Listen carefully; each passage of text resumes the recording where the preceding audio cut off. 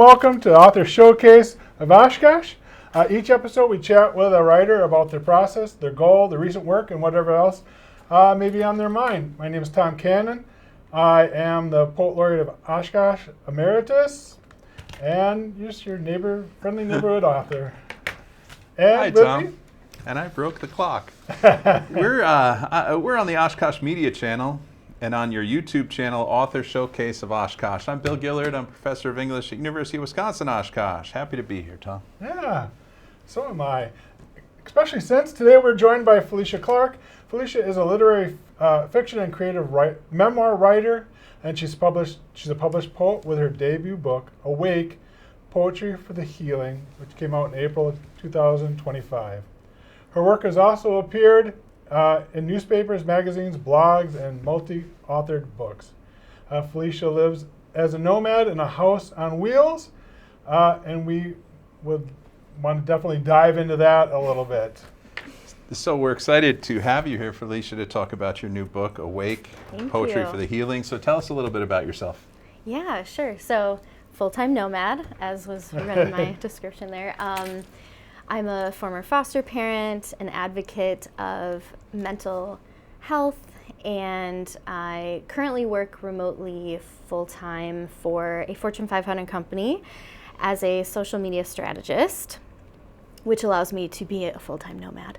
So, and I have been writing since I was about 9 years old, and I finally published a book, which is amazing. I did not expect to do that with poetry. Yes, but congratulations. Yeah, thank you. Yeah. When you were writing that early, has it always been poetry? Has that been your love? No, I actually had a thing against poetry for a while until I took Pam Jemin's class. It was Women in Literature. You know Pam? Sure. Yeah, she's amazing. Pam. I know, right? I took her Women in Lit class, and it was specifically poetry, where we learned about the poets. At the University of Wisconsin-Oshkosh. It was at UW-Oshkosh, Not that we're plugging it. Yeah. Great place to study English. It was. I loved all of my creative writing classes, honestly. Yeah, she taught me to appreciate and love poetry, so that's where that started. But when I was 9, starting to write, it was actually children's books that I would staple together on the ends, and it was on these like colored pieces of construction paper, and I would do my own illustrations and write my stories about a kid and her dog going on these like mystery adventures and stuff like that. And yeah, so I was doing that from really young, writing stories. I had a 5th grade teacher, Miss Sharanzi. She's from Westside Elementary in Kimberly.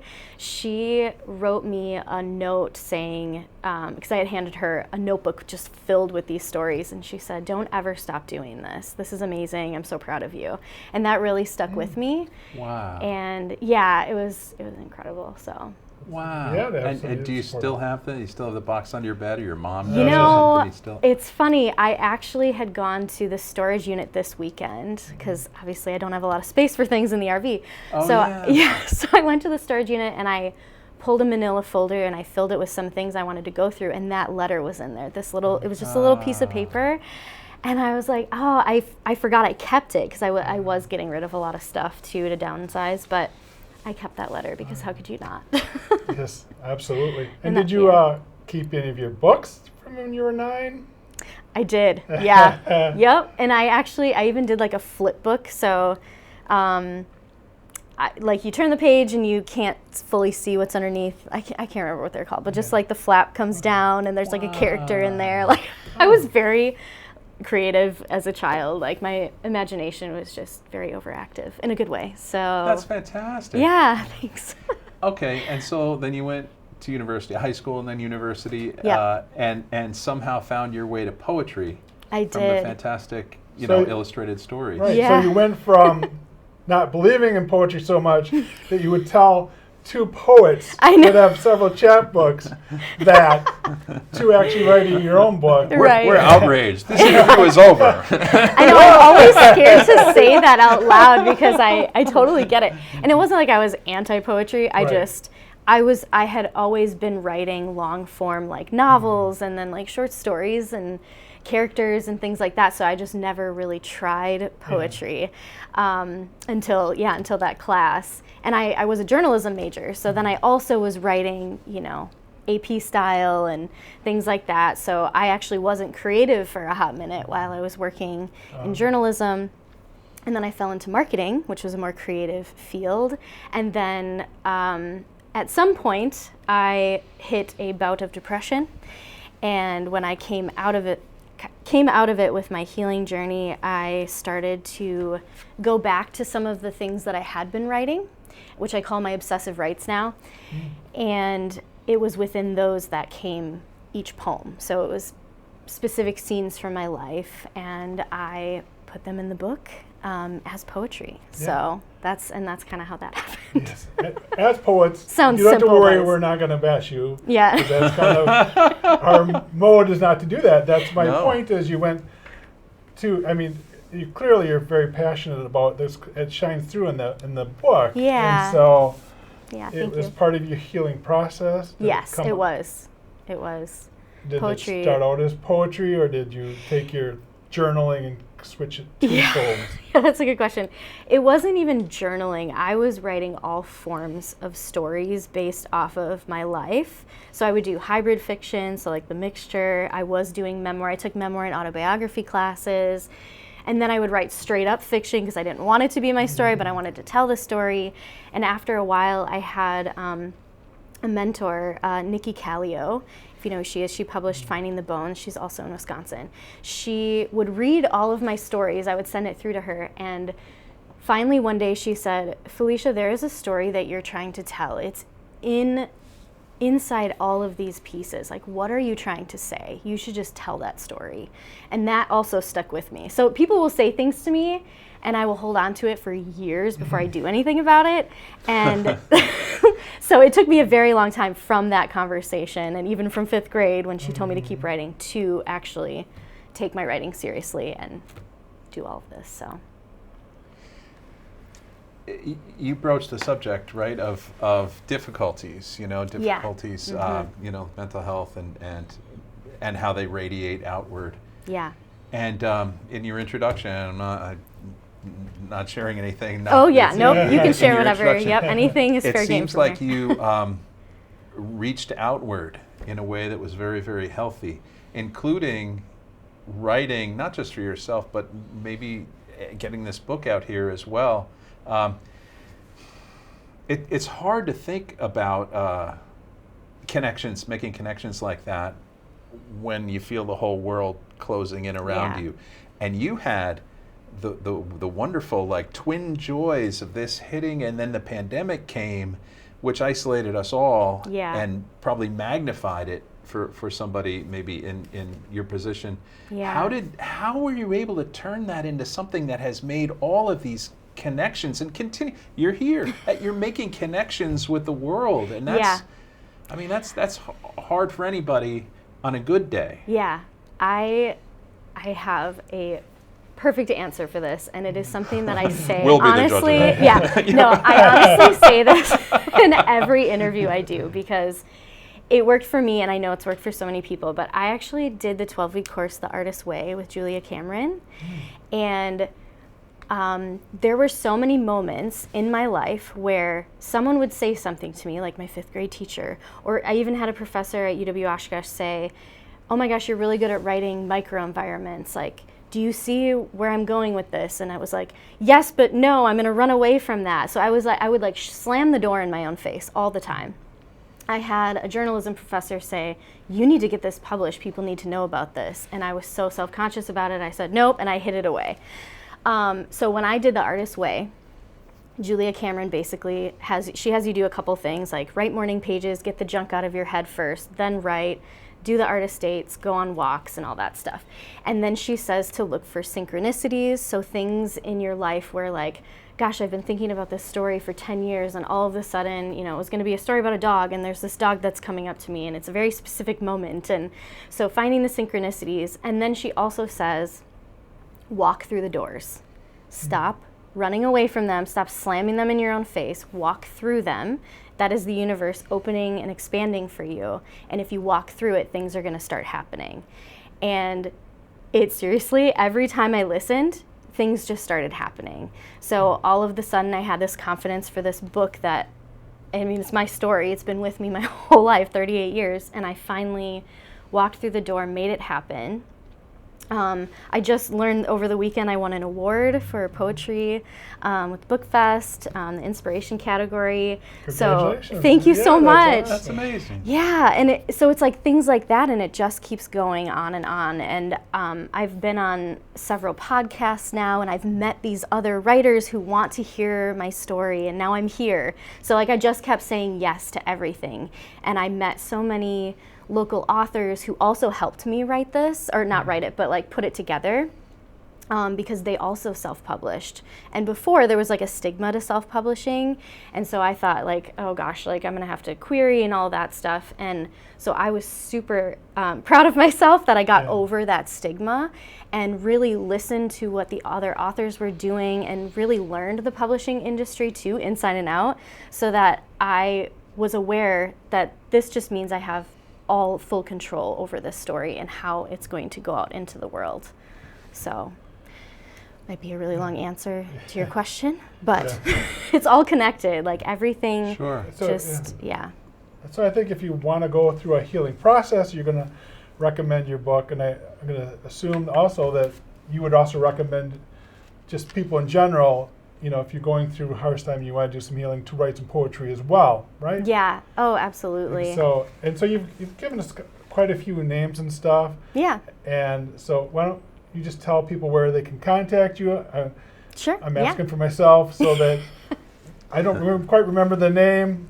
Maybe they can contact you, and I'm sure you would let them know. So yeah, absolutely. Where can they find your book and talk to you? Yeah, so my website is FeliciaClarkAuthor.com, and I'm on all of the socials, including Threads, Instagram, TikTok, Facebook, and Substack, where you can find my newsletter, and that's all at Measure Life in Bookmarks, which is my small publishing company that I started to publish my books. So we could jump ahead to that. What are your plans for MeasureLifeInBooks.com? This is because this is a beautiful book that I'm holding in my hand. Thank you so much. I appreciate that.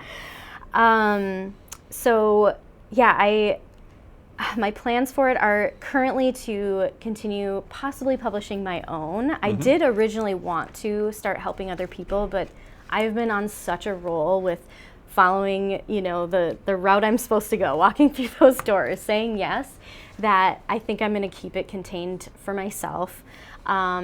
I do offer help to my friends who are also writing, and we kind of share pages and things like that. There is some exciting things up and coming. I'm not ready to share them out loud quite yet, but there is more coming for Measure Life and Bookmarks than just the publishing. But yeah, so right now it is contained to publishing Felicia Clark's And books. you don't want to give it, is it like an energy drink, or is it like what? No, it's another... Crypto. Yeah. No, my partner Vinny would be all about it. He'd be like, yeah, sure, I'll help you with that.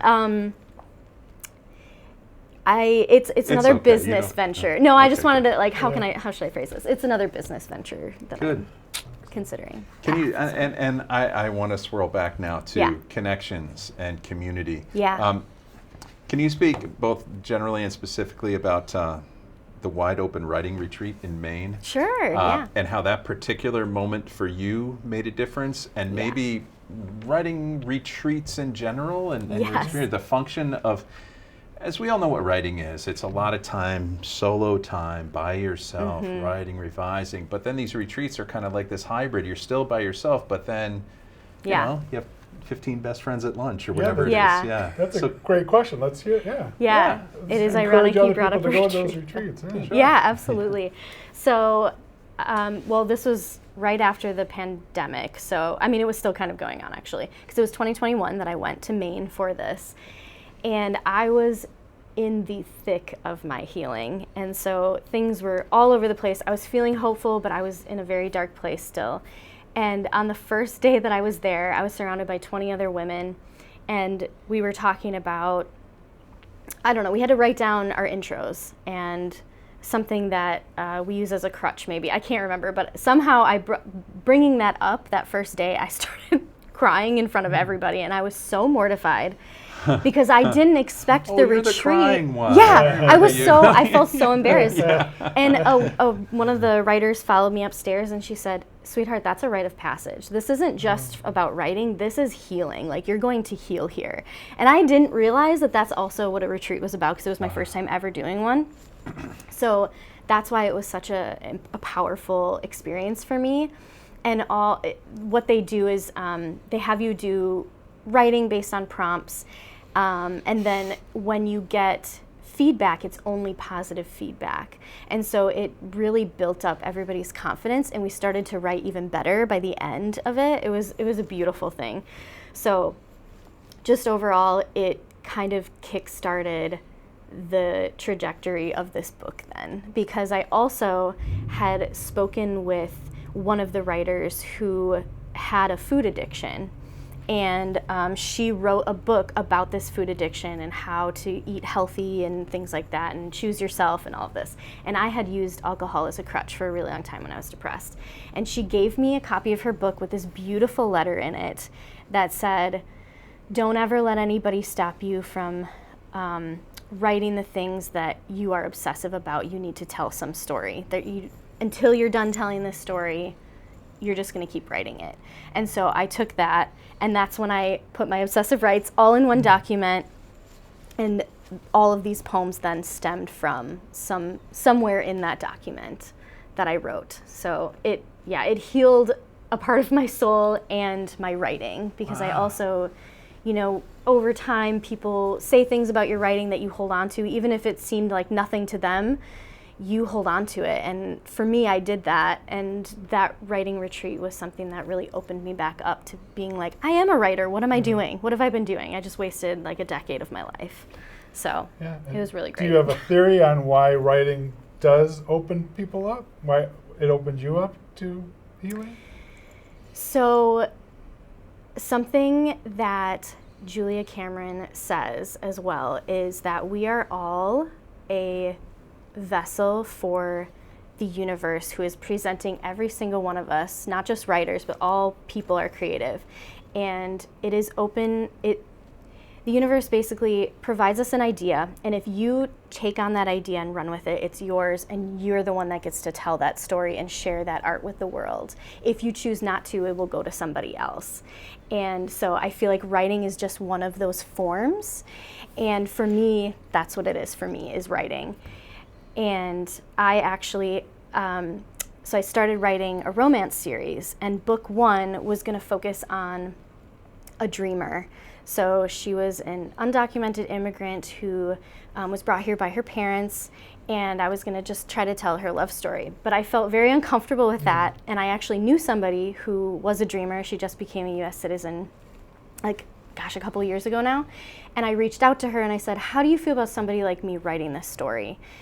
And the second I sent it, I said, "Never mind, this is not my story to tell, I'm not gonna do it." And so I completely changed that book, but what came out of it was me giving up that idea, and she came back a little bit later and said, "I'm actually writing my memoir and I wanna tell my own story." And it was one of those synchronicity moments where I was like, I gave up this idea and it immediately is now hers, and now it's in her hands, and she is the one that gets to tell the story. And it makes sense that it would be her to be able to actually tell this story. So, yeah, that was one of those wild moments for me. Yeah.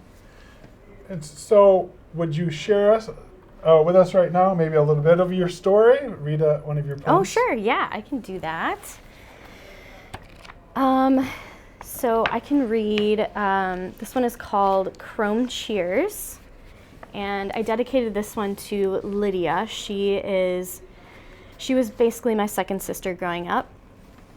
And she passed away in a tragic car accident. She was the first peer that I had lost, who was somebody my age. It was just devastating and unexpected. Lydia's a friend in the neighborhood, yes. kind of? Yeah, from Kimberly. Yeah, we went to Kimberly together. Okay.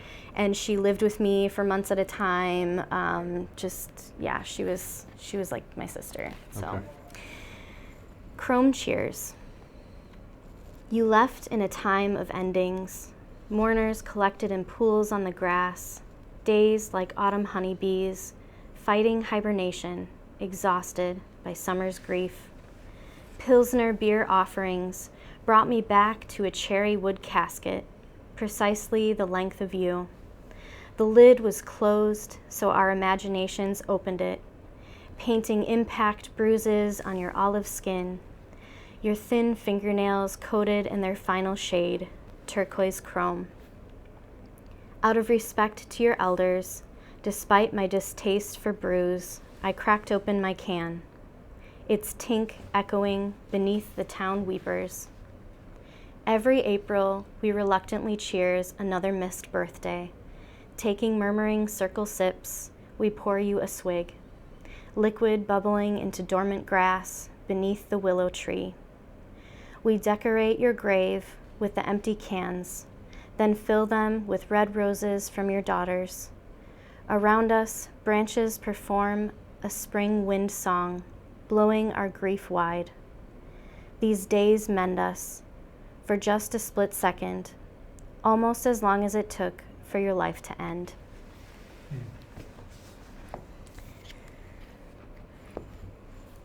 Very powerful.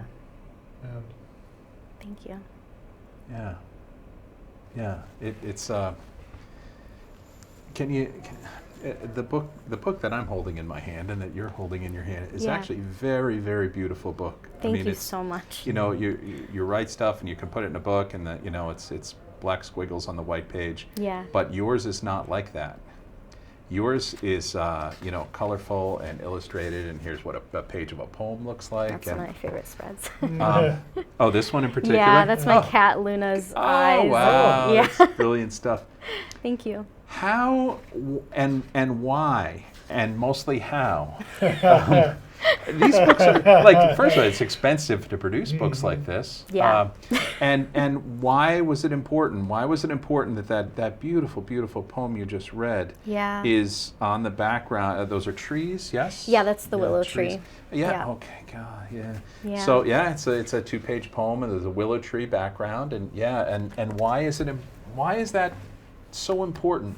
Because your book was done, and then you thought, well, I'm going to publish this, and then, like, that had to take months to, like, lay it out yes, it like did. that. Yeah. So actually, while I was writing, I was designing. So like, in my head, I should say. So I had written a poem and I had a vision, and I was doing the escape roll where you write one poem every day in April.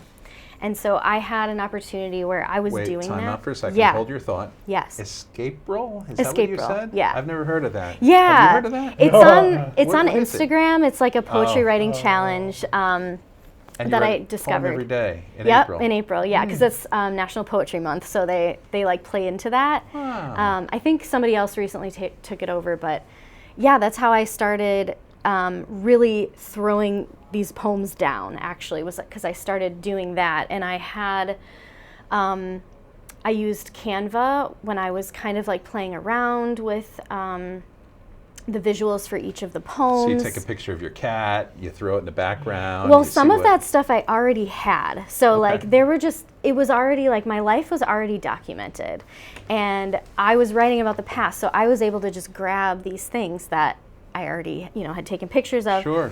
Or, I used a design program to then create some of the other ones that weren't picture focused. What looks almost like a painting. Or Yeah. pastel. And I something like actually, this. so it's broken down into 4 sections. There's innocence, hurting, healing, and renew. Right. And I wanted each section to have its own branding. And that was just very important to me because this wasn't just... For example, hurting, all the pages are black. They're black, yes. Coincidence?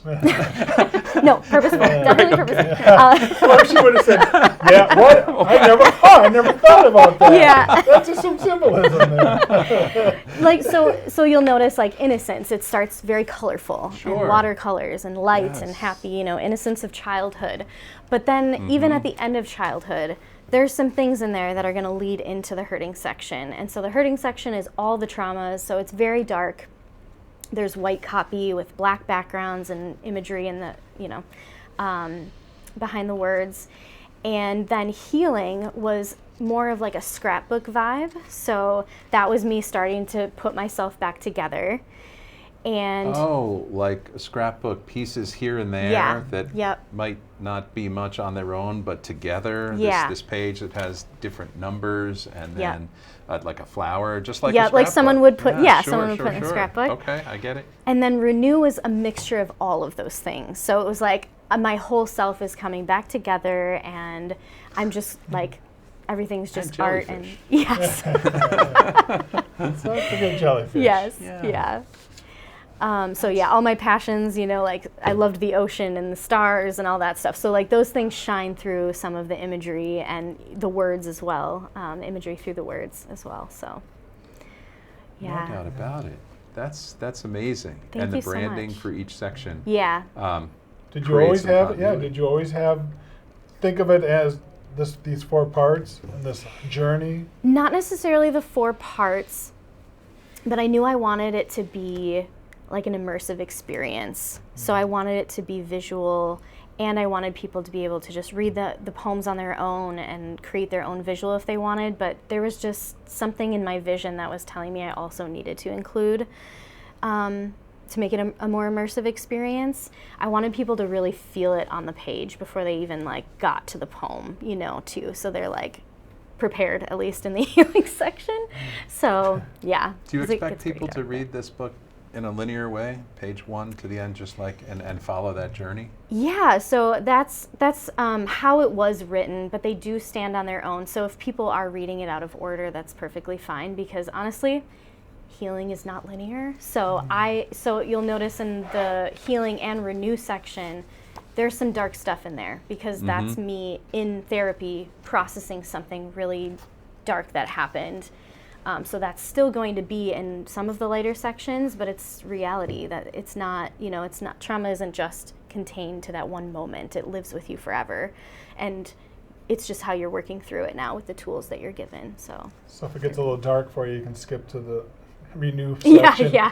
Yes, I do. And then go back. I do have a content warning in the beginning of the book, and yes. I mean, I try to warn as much as I can with these dark pages. Like, if you need to stop, please stop. It's okay. I think I even say in there, like, your mental health is more important than reading my book. So a little bit, maybe. Yeah, your you mental matter. health is a Seek priority. support. That's the very beginning. Yeah, that was important for me to include as well. Yeah. So Tom and I have talked about our writing, and for some of our poetry collections, we write stuff. Some works, most doesn't write it. Yeah. And after a while, we just end up with stuff. Yeah. And we think, is it a book? Maybe. Is it a book yet? And then we try to think, well, is anything does it need to be kind of, and then trying to figure out how things lay out, and maybe try to come up with an order for the. Yeah. At what point did you think, I've got a book maybe almost done, or like, at what point did your poems that you were writing begin to feel like they were going to be a book? So that happened for me after my second year doing Escape Roll. So this all happened at the same time. I was doing Escape Roll, 1 poem every day in April, and then I was also 2 or 3 weeks into the Artist's Way course, the 12-week course.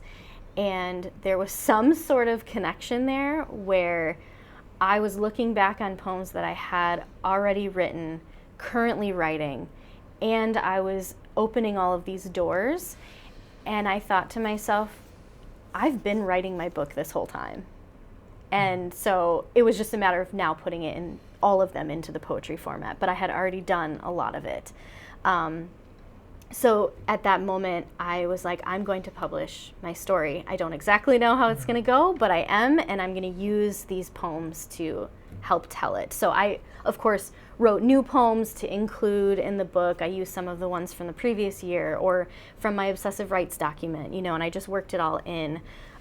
There were a lot that I didn't include because I was like, it's not for this book. It might be a chapbook later or something, but the pieces that I picked out were very specific to the healing journey that I was on. So certain traumas are in there, certain, childhood moments are in there as well. But there's a lot more in That's childhood. really I could write interesting about, so. because it sounds like you wrote the book. I mean, it's easy to maybe, the simple linear way that I think, to think that it's a linear journey in a sense, hurting, healing, renew, right? You have dark night of the soul and then the dawn, right? You emerge from that. But it sounds like you were in the healing part of this journey when you were, looking backward, trying to deal with the hurting. Yeah. And so the healing part is like the creative part? Yeah. Is that? Yeah, so I would say I was reaching or in the renew section mentally when I started writing this book.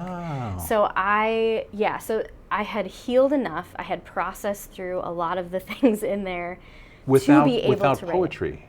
Without the writing of poetry, were you writing as part of, like in the moment to healing, right? Like that, whatever, August I or whatever wasn't it was. writing in the moment, Interesting. actually, while I was healing. So that was part of my depression and something, so now I'm actually writing constantly and crazily because I'm trying to make up for a decade of lost time, because that was part of my depression was I gave up on myself. I gave up on my writing.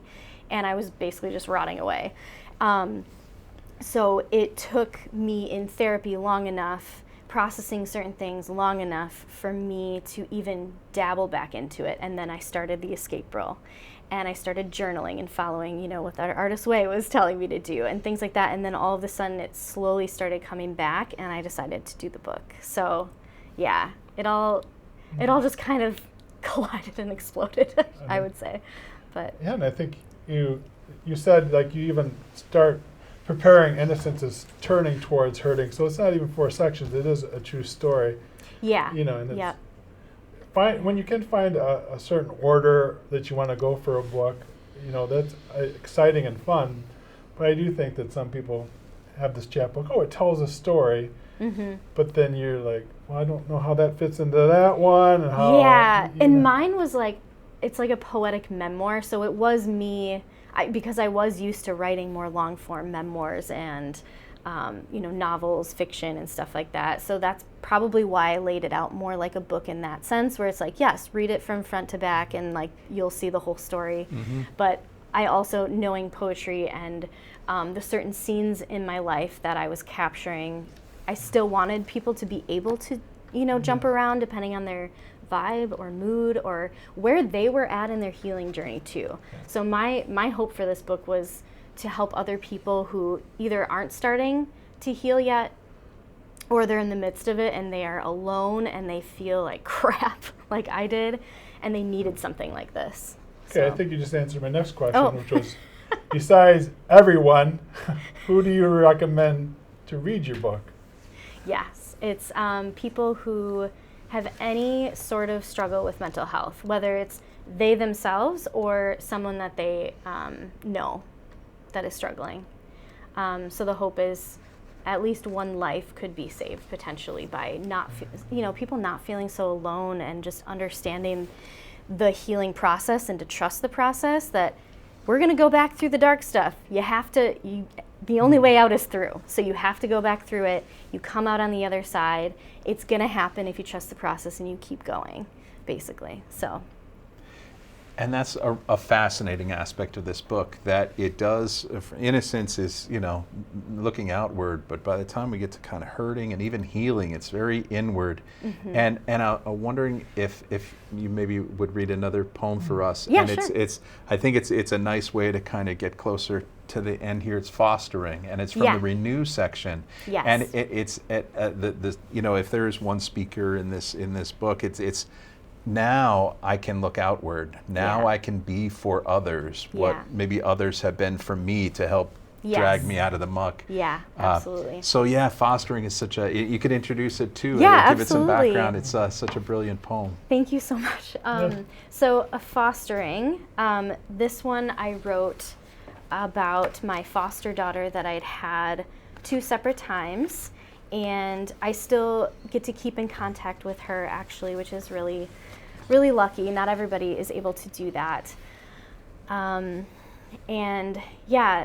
This was about how I once you start healing enough, you're able to then care for others. So you have to be, Yes. healed enough yourself to do that. And that's emblematic of the journey. I mean, we looked at the earlier poem, which was just trauma and devastation. Like, I don't even know how to process this. Yeah. To moving through the healing and into the renewal where I can be here for you now. Yeah. Like hold my hand. Yeah. Yeah. For sure. Yeah. Absolutely. All right. So this one is A fostering for A. With the chaos in this world and in this life, it is she who silences fears with her visits, which are never quiet but always peaceful. This teen is an age plausible to strangers that I could be her mother if adoption had been an option.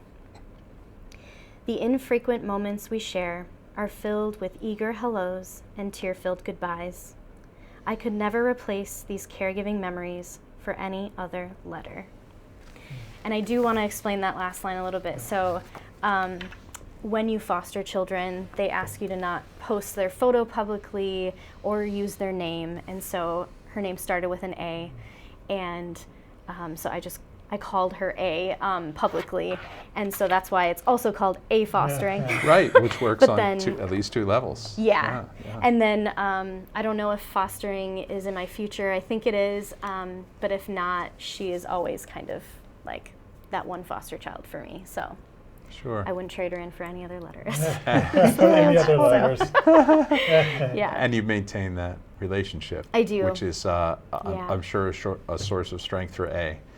Yeah. And for you as well, but in a different way than it would have been in the healing section of your book, which is, I love how it's all connected and it's all about community. Yeah. And I you're all going to buy this book, but not about the author, it's before that. It's the acknowledgments section, and God, I don't have acknowledgement section in my poetry. I'd like to thank my wife for, letting me sit in the basement for a couple of months to write this. So can I just say that when I was a kid, community, it's so beautiful. Yeah, go ahead. When you were a kid. Sorry. So when I was a kid, I was obsessed with the copyright pages for some reason, and so I was always destined to apparently publish my own book. I don't know, but I had some books on the road with me. Of course, I'm not going to not have books.